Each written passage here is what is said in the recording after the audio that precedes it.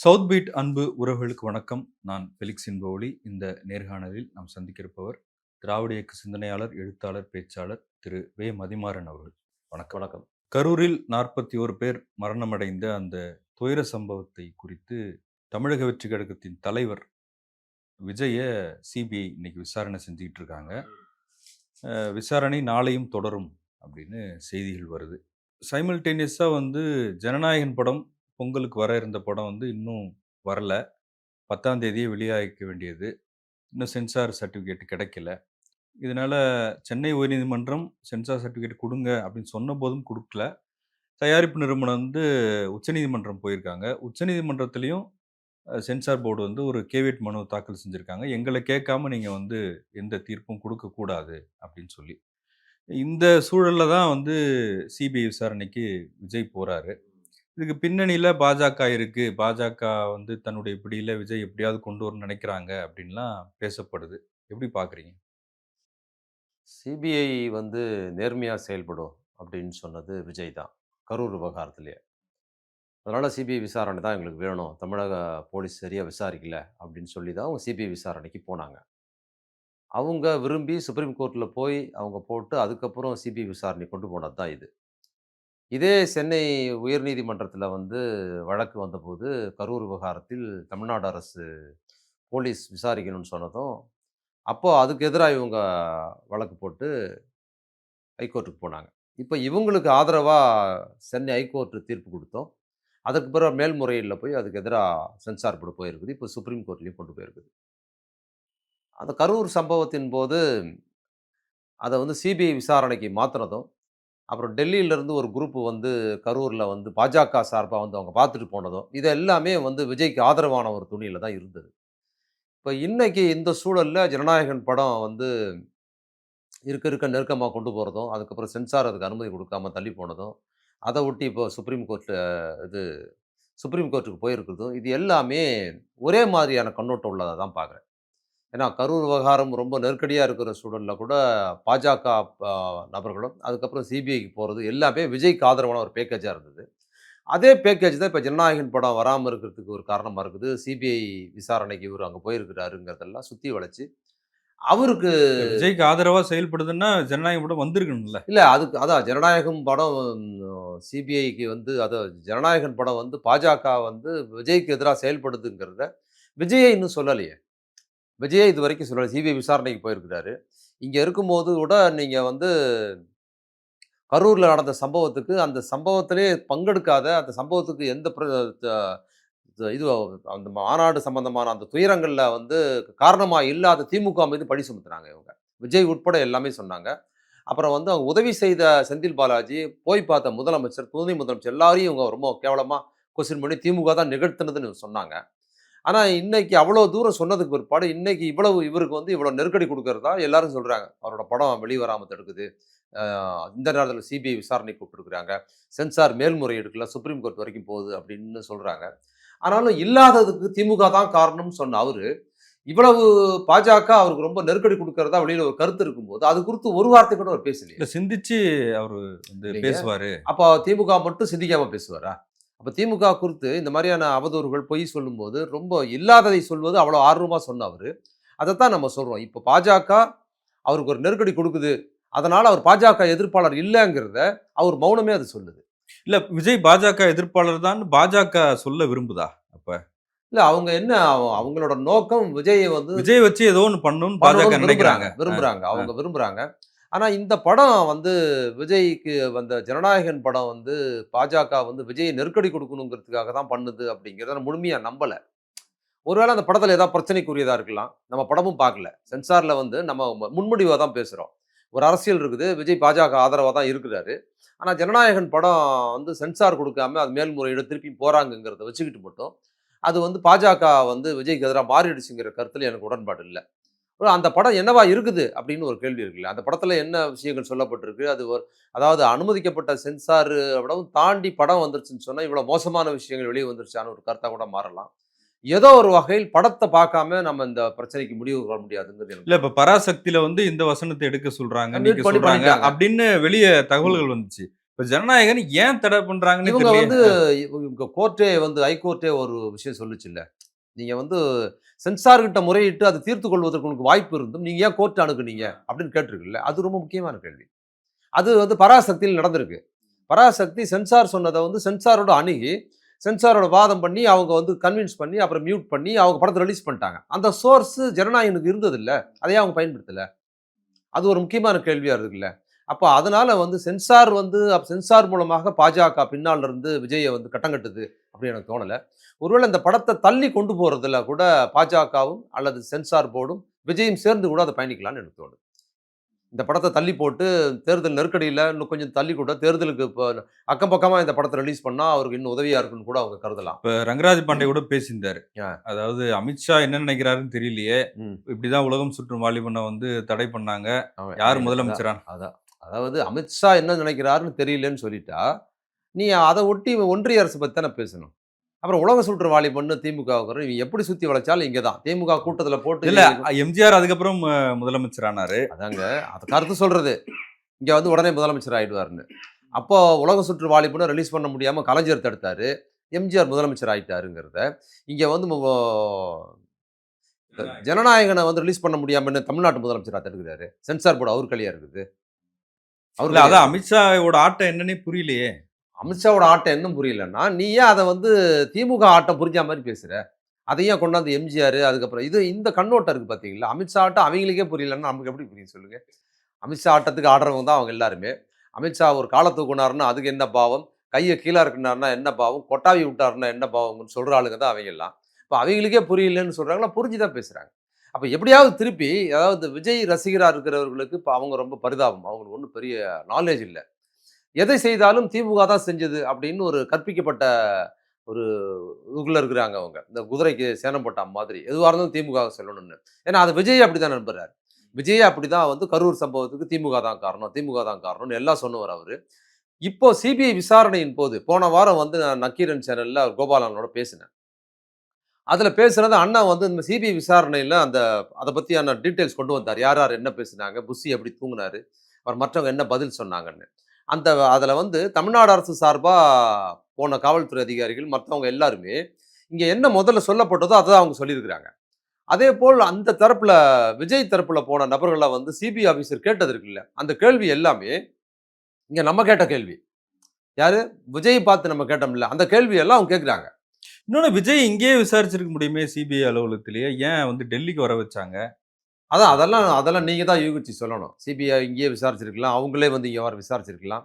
அவர் பனையூருக்கு வந்திருந்தா அவருக்கு இன்னும் வசதியா தான் இருந்திருக்கும். ஆனாலும் அவரு அங்கேருந்து மெனக்கெட்டு அவரு அவ்வளோ தூரம் போறாரு. இன்னைக்கு காலையில இது கூட பார்த்தேன். இந்த மாரி காலையில விமான நிலையத்துக்கு புறப்பட்டு விட்டார் டெல்லிக்குன்னு. அதான் நான் அத பார்த்துட்டு எழுதினேன். இது வந்து அதே மாரி உரிய நேரத்தில, சரியான நேரத்தில நீ கரூருக்கு போயிருந்தீன்னா, 41 பேர் செத்துருக்க மாட்டான். நீ இப்படி டெல்லி போய் கை கட்டிக்க வேண்டிய அவசியம் இருந்திருக்காது. இதுக்கு மட்டும் பொறுப்பா மொத நாளே காலையிலேயே கிளம்பி கரெக்ட்டா போறியே, அந்த கரூருக்கு வர்றதுக்கு மட்டும் எப்படி வந்த அப்படிங்கிறது. இன்னைக்கு வரைக்கும் இந்த பிரச்சனையை கேள்விக்கு பதில் சொல்லாம அப்படியே நிக்கிற இடம் எது? 41 பேர் இறந்ததுக்கு காரணம், கரூர் சம்பவத்துக்கான முழுமையான காரணம்ங்கிறது, அங்க தள்ளுமுள்ளு நடந்தது, நெரிசல் வந்ததுங்கிறதெல்லாம் துணை காரணங்கள்.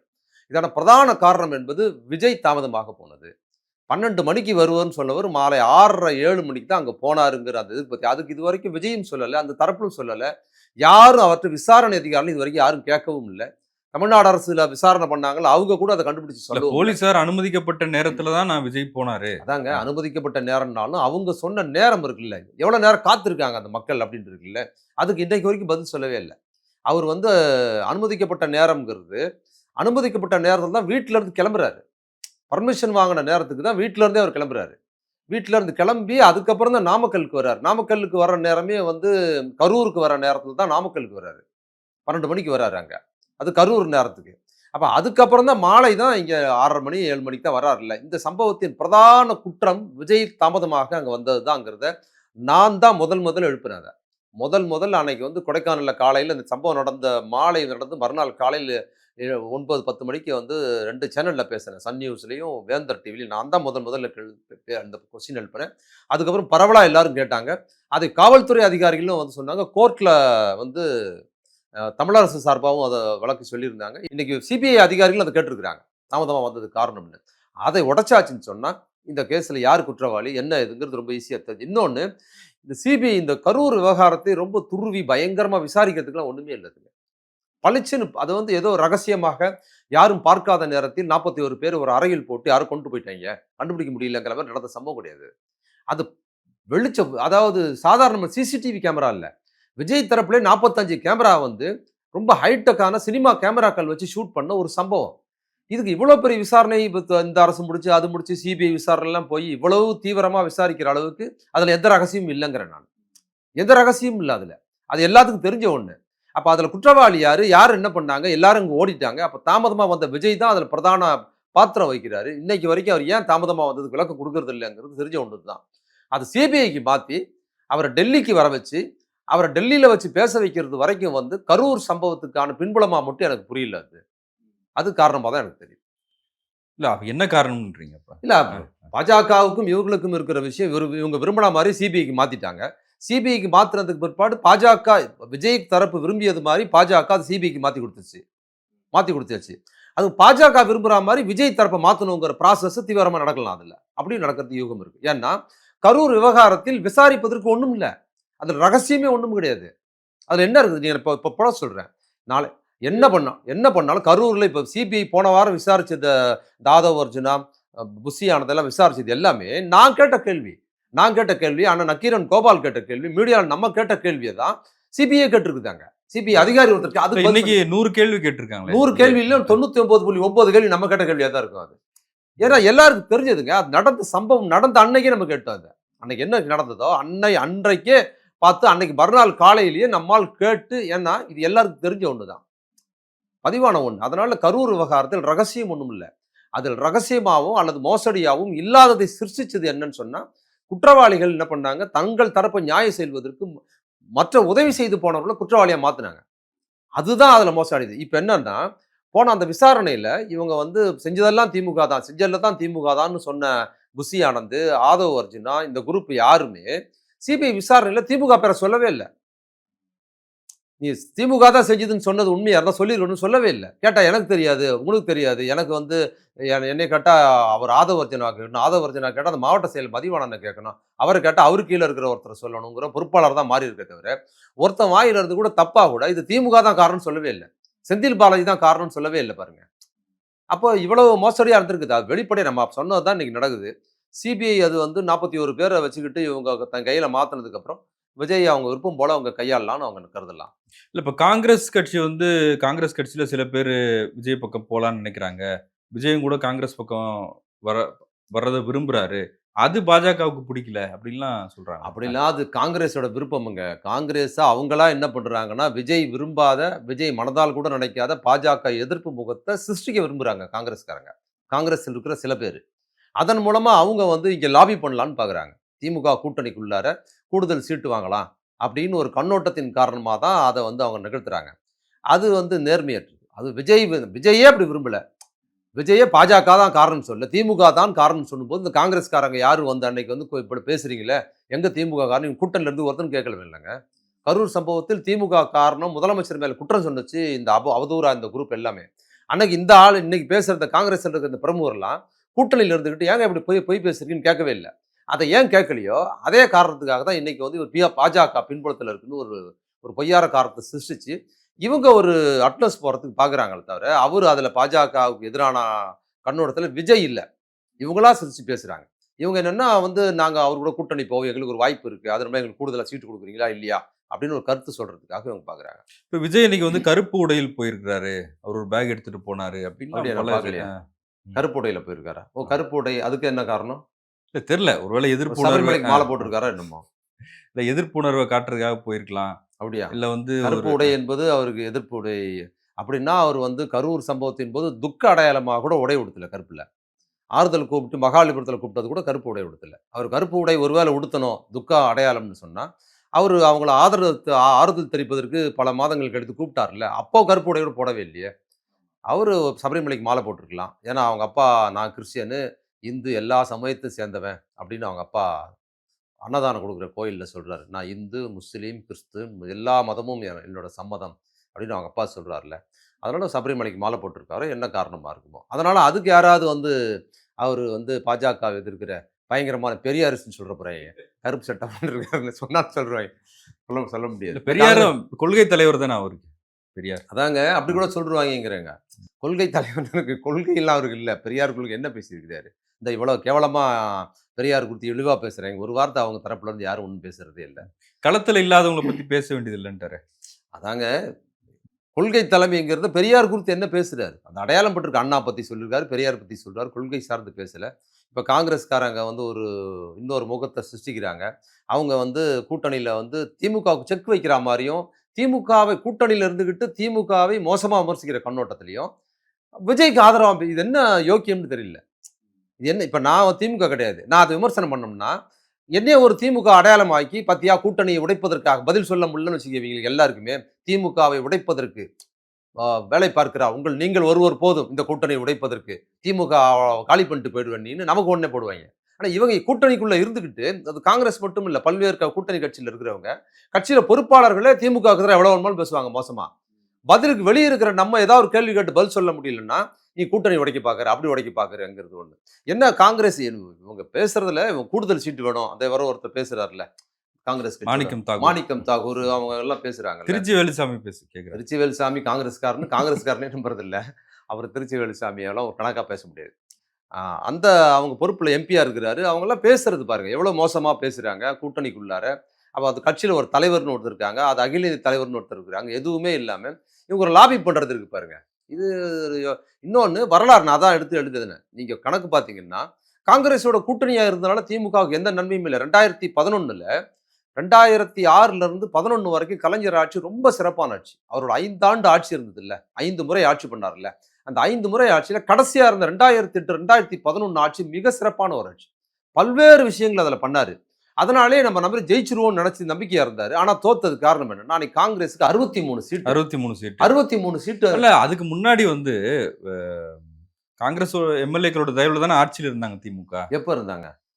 நீங்க சொல்ற அதே ஆட்சி காலம் தான். அதே ஆட்சி காலம் இல்ல. இல்ல 2011 ஜெயலலிதாவே மைனாரிட்டி ஆட்சின்னு சொன்னபோது இல்லங்க. அப்பவும் கூடுதல் சீட்டு குடுத்தது தாங்க. இப்பவும் சொல்றேன். இவங்களுக்கு கூடுதல் சீட்டு குடுத்த காலங்கள்ல இழுபறியா இருந்தது. தோத்து 2011ல 60 சீட்டு குடுத்து தோத்து போயிட்டாங்க. அதுக்கப்புறம் 2016ல பார்த்தீங்கன்னா, 41 சீட்டு. அதுலயும் தோத்தது காங்கிரஸ். அவங்களும் தோத்து, இவங்களையும் தோற்கடிச்சுட்டாங்க. 2021ல 25 சீட்டு குடுத்ததுனால தான் திமுக கூடுதலா நின்னுச்சு. அதனால வெற்றி பெற வாய்ப்பா இருந்தது. அப்ப அடுத்த சட்டமன்ற தேர்தல்ல இத என்ன சொல்றேன், நீங்க ஒரு ஸ்ட்ராட்டஜி சொல்றீங்கல்ல, இது திமுக காரங்களா இருக்கிற தொண்டர்களோட ஸ்ட்ராட்டஜி.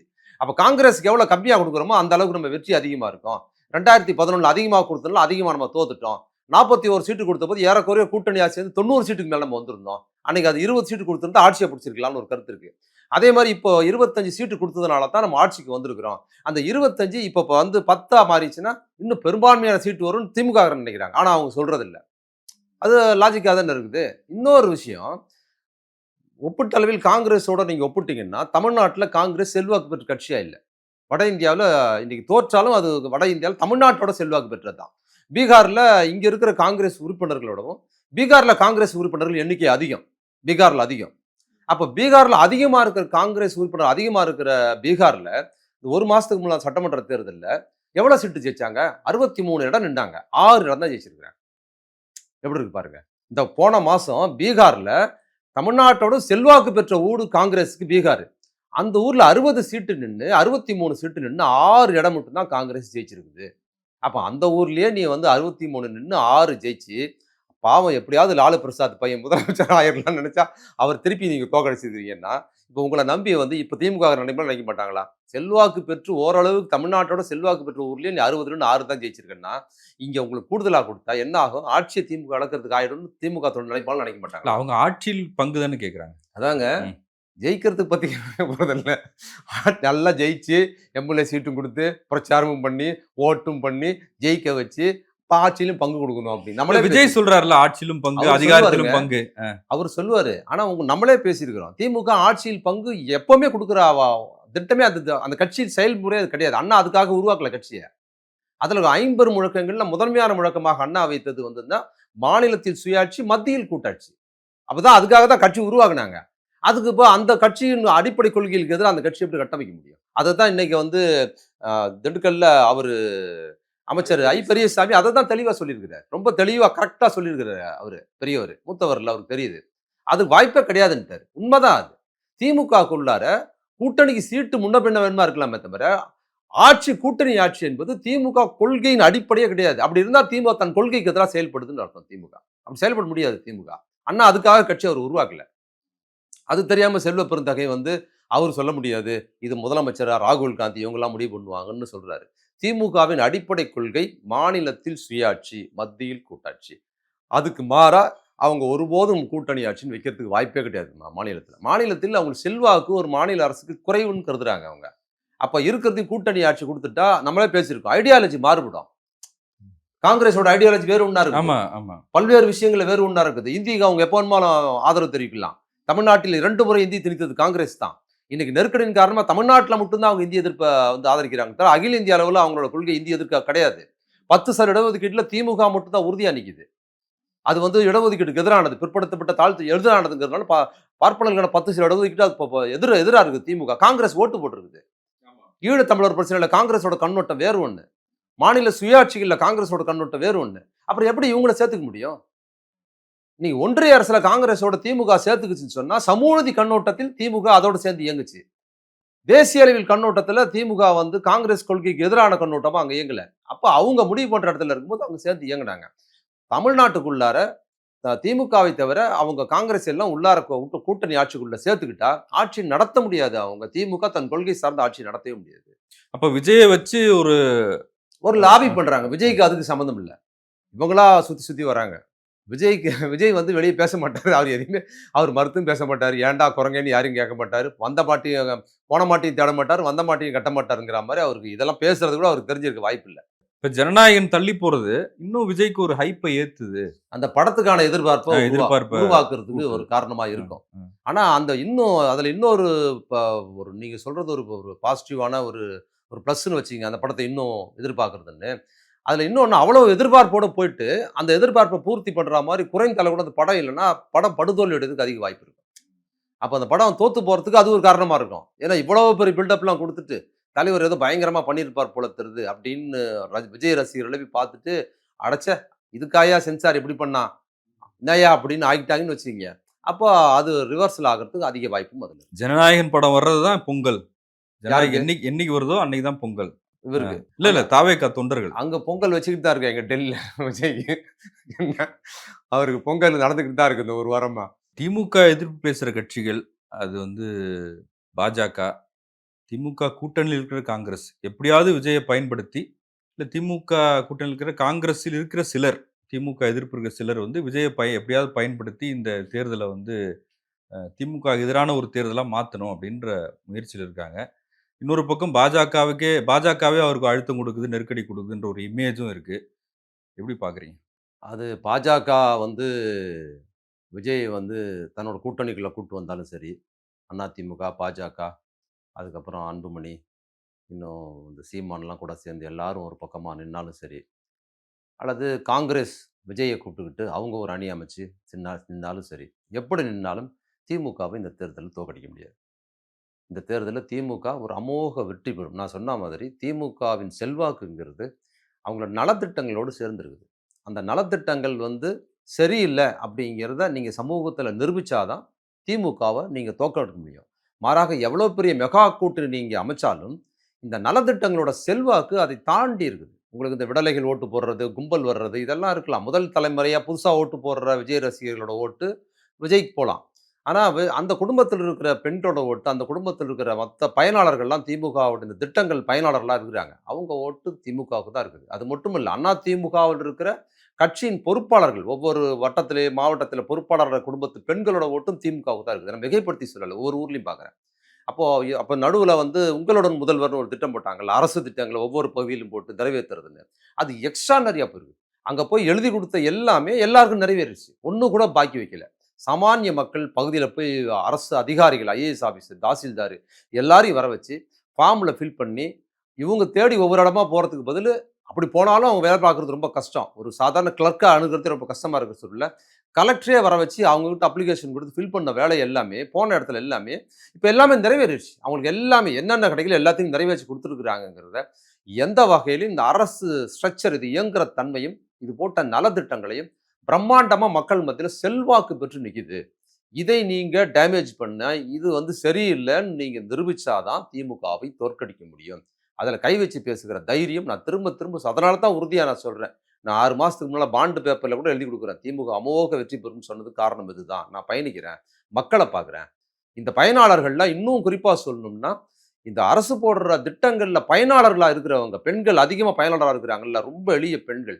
அதுல திமுக குடும்பத்து பெண்களை விடவும், திமுக அல்லாத குடும்பத்து பெண்கள் எண்ணிக்கையில அதிகம். அதிகமா இருக்கிறாங்க. அண்ணா திமுக குடும்பத்து பெண்கள் எல்லாத்துக்கும் கிடைக்குது. பாமக குடும்பத்து பெண்கள் எல்லாத்துக்கும் கிடைக்குது. பாஜக குடும்பத்து பெண்கள் எல்லாருக்கும் அந்த திட்டம் கிடைக்குது. அதனால நீங்க எவ்வளோ பெரிய மெகா கூட்டணி, இந்த பக்கம் திமுக தனி, அந்த பக்கத்துல தமிழ்நாட்டுல தேசிய கட்சி இருக்கிற எல்லா கட்சியும் ஒரு அணி அப்படின்னாலும் திமுக தான் ஜெயிக்கும். அதை வீழ்த்த முடியாது. அதனால காங்கிரஸ் மல்லாக்கா படுத்தாலும் சரி, அதில இருக்கிற திமுக காங்கிரஸில் இருக்கிற திமுக எதிர்ப்பாளர்கள் எதையாவது கொளுத்தி போட்டு ஏதாவது பண்ணி பார்க்கலாம். அவங்களுக்கு நோக்கம் என்னன்னா, ஏதாவது திமுக கூட்டணியில இருந்து காங்கிரஸ கொண்டு வந்துரலாம்ன்னு இவங்க பார்க்குறாங்க. என்ன பண்ணாலும் அது காங்கிரஸுக்கு தான் நஷ்டம். அது மட்டும் இல்லாம, நீங்க இப்போ 4 1/2 ஆண்டுகள்ல வந்து திமுக தலைவர் ஸ்டாலின் அவர்களோட ஆட்சி நன்மதிப்பு ஏற்படுத்தியிருக்கிறது மட்டும் இல்ல. அத விட 2018ல அவர் திமுகவின் தலைவரா பதவியேற்றுக்கிறார்ல. அவர் பதவியேற்று கட்சி கட்டுமானத்தை அவர் சிறப்பா கொண்டு வந்துட்டாரு. அதுக்கு முன்னால இருந்த கலைஞர் காலத்துல இருந்த மாரியெல்லாம் இப்ப இல்ல. இப்ப கட்சியின் கட்டுமானமும், கட்சிக்குள்ளார வந்து வேற முகங்கள் கிடையாது.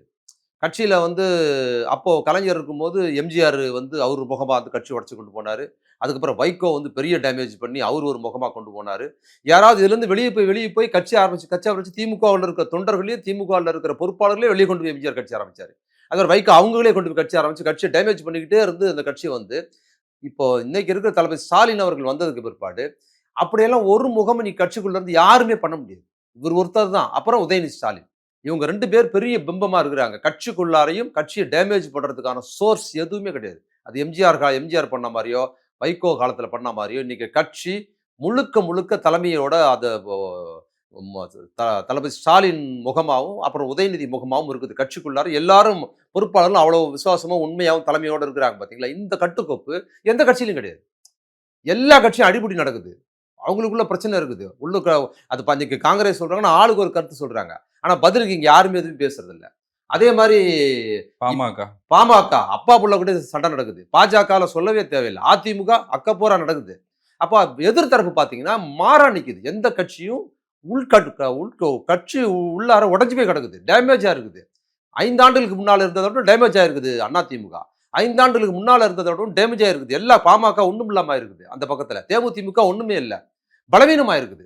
போன சட்டமன்ற தேர்தலோடும் இந்த சட்டமன்ற தேர்தல்ல பாமக, தேமுதிக, அதிமுக செல்வாக்கு பெற்ற இந்த 3 கட்சிகள் 5 ஆண்டுகளுக்கு முன்னால் இருந்தத விட பல மடங்கு டவுனா போயிருச்சு அந்த கட்சி.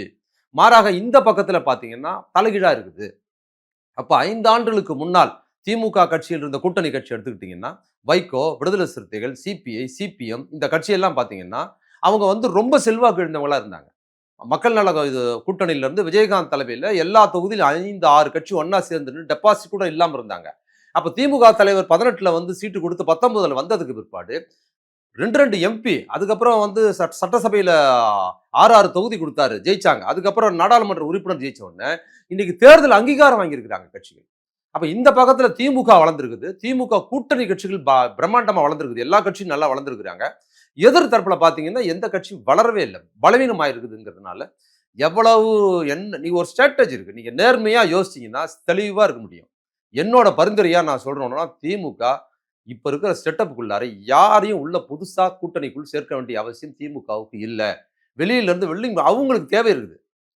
ஏன்னா டேமேஜ் ஆயிடுச்சு அந்த கட்சியெல்லாம். மீண்டும் இந்த சட்டசபை தேர்தல்ல பாமகவோ, தேமுதிமுகவோ அல்லது மற்ற கட்சி அதிமுகவோட நின்னாங்கன்னா, அடுத்த முறை இன்னும் டேமேஜ் ஆயிடும் அந்த கட்சி. இருக்கிறவங்க சிதறி ஓடிருவாங்க. யாரும் இருக்க மாட்டாங்க. அப்ப கட்சிய காப்பாத்தணும்னா, குறைந்தபட்சம் ஒரு 2, 3 எம்எல்ஏவாவது இருந்தா தான் அடுத்த 5 ஆண்டுகளுக்கு அந்த கட்சிய காப்பாத்தி கொண்டு போக முடியும். அந்த நிர்பந்தம் பாமகவுக்கு இருக்குது. அந்த நிர்பந்தம் தேமுதிமுக. அவங்க இங்க வர்றதுக்கு அதிக வாய்ப்புகள் இருப்பாங்க. அவங்க வர்றதுனால இந்த கூட்டணிக்கு எந்த நன்மையும் நடக்க போறதில்ல. இவங்களால கூடுதல் சுமை தான். கூடுதல் சீட்டு குடுக்கணும்னு. இது கரெக்ட்டா இருக்குது. என்னைய பொறுத்தவரைக்கும் திமுக கூட்டணியில எவ்வளவு பேரு எல்லாருமே விட்டுட்டு போய் நின்னாலும் கூட திமுக வீழ்த்தவே முடியாது. பலமா வளர்ந்துருக்கு. கட்சி ரீதியாவும் அவர் 18ல பதவிக்கு வந்ததிலிருந்து நாடாளுமன்ற தேர்தல் எதிர்கொண்டாரு. அதுக்கு பிற்பாடு உள்ளாட்சி தேர்தல் எதிர்கொண்டாரு. அதுக்கப்புறம் சட்டசபை தேர்தல் எதிர்கொண்டாரு. மீண்டும் நாடாளுமன்ற தேர்தல் எதிர்கொண்டாரு. இதுவரை ஒரு தேர்தலில் கூட அவர் தோற்றதே இல்ல. தலைவர் ஸ்டாலின் வந்து தலைமைக்கு வந்து கட்சி திமுகவின் தலைவராக பதவியேற்று இது வரைக்கும் அவர் தோற்றதே இல்லை. எல்லாத்துலயும் வெற்றி. அது மட்டும் இல்ல அவரோட நேர்மை இன்னொன்னு. அவரோட செல்வாக்கு அது. அவர் சிறப்பா கட்டுக்கோப்பா கட்சி கூட்டு ஜெயிச்சுக்கிட்டே இருக்கிறாரு. இதுவரைக்கும் எதிலுமே தோக்கல அவரு. இன்னொரு பக்கத்துல என்னன்னு பார்த்தீங்கன்னா, 18ல அவர் ஏற்படுத்துற கூட்டணி இருக்குல்ல, அந்த கூட்டணிய அவர் கைவிடவும் இல்ல. அந்த நேர்மை அவர்ட்ட இருக்குது. நம்ம நல்லா வளர்ந்துட்டோம். நம்ம தனித்து நிக்கணுங்கிற எண்ணத்துக்கும் அவர் போல. 18ல் என்ன கூட்டணி வச்சு 19 தேர்தல் என்ன கூட்டணி வச்சாரோ, அதுதான் சட்டசபை தேர்தல்ல கூட்டணி வச்சாரு. அதே கூட்டணிய தான் அப்படியே மெயின்டெயின் பண்ணி அடுத்த நாடாளுமன்ற தேர்தலையும் கொண்டு வந்தாரு. கூட யாரையாவது கூட சேர்த்துக்கணும் விரும்பவே இல்ல. அப்போ உருவாக்குன அந்த கூட்டணி அவங்களுக்கு செல்வாக்கு இருக்கோ இல்லையோ, அவங்க தான் வந்து முற்போக்கு அம்சமா இருக்கிறாங்க. பாஜக எதிர்க்கிற முகமா இருக்கிறாங்கங்கிறதுனால தான் விடுதலை சிறுத்தைகள், அப்புறம் வந்து சிபிஐ, சிபிஎம் இவங்களோட சேர்ந்து இருக்கிற கூட்டணி தான் மிக சிறந்த கூட்டணின்னு போட்டாரு. அத போட்டு அப்படியே கொண்டு போறாரு. அது வந்து அவரோட சிறப்பான அணுகுமுறை. அதனால திமுக கூட்டணிய தோற்கடிக்கவே முடியாது. ஒருவேளை இன்னும் தமிழ்நாட்டுல இருக்கிற எல்லா நடிகர்களையும் ஒண்ணா சேர்த்து விஜய் தலைமையில வச்சுக்கிட்டு, ஒருவேளை காங்கிரஸ் வெளிய போயி, அவங்க கூட வந்து அதிமுகவும் சேர்த்துக்கிட்டு எல்லாரும் நின்னாலும் கூட ஏமி லேது. ஓகே. நன்றி. உங்கள் நன்றி. நேரத்துக்கு வணக்கம். மிக்க நன்றி.